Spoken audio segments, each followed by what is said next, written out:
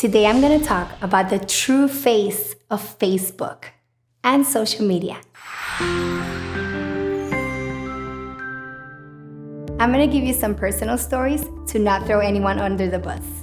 When I first lost my daughter, I had 3 friends that I would email whenever I was having a really hard time.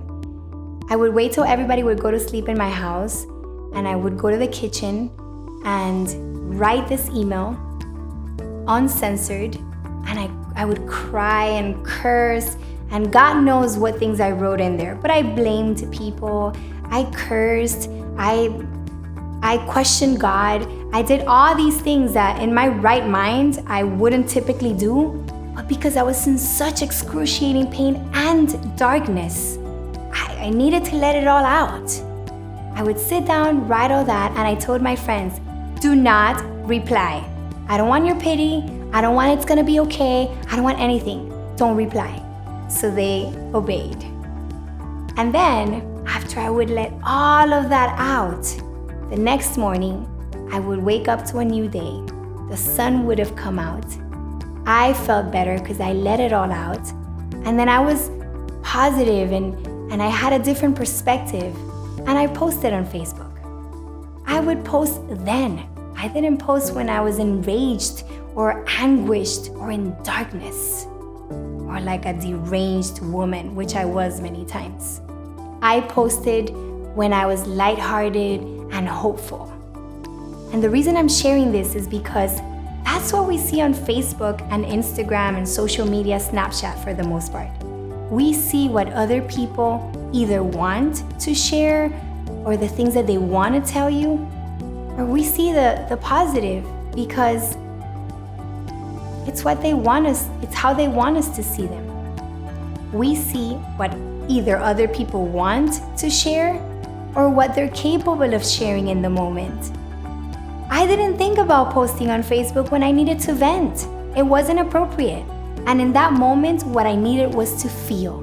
It wasn't to tell the world what I was feeling. That was a more intimate thing for me. And I didn't do it so that you think that I'm perfect and I'm strong. I did it because that's when I was inspired to share. Who's inspired to share their pain and while they're going through it? We like to share the glory, not the story. So I'm telling you all this in hindsight because it's easy and because I want you to know that what you see on social media is not the entire truth. It's just half of it or what the other person wants you to see. There's a mask.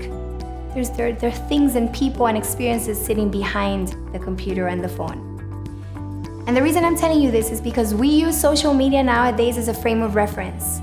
We decide if we are happy based on how we see people feel happiness in social media. We decide if our relationship is beautiful, if it's compared to the other people. We decide if we're successful based on what other people's accomplishments are. How has social media become the frame of reference to determine our lives? It just doesn't make sense.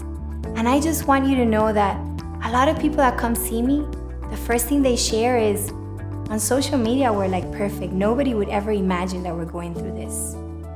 I have people that tell me, my husband is not serious enough because he doesn't post those beautiful things that my friend's husband posts. Guess what? Her friend's husband comes to see me because their marriage is falling apart. And the reason he uses social media to post all these beautiful messages is to try to convey his wife that he loves her and bring hope back into the relationship. So when you're seeing things and you're like, "Aw, how beautiful," you don't know. You don't know what the purpose and the intent of that is. Do not measure your life, your success, your happiness through social media. If this was helpful, please give me a thumbs up and subscribe and share with somebody that would benefit from hearing this.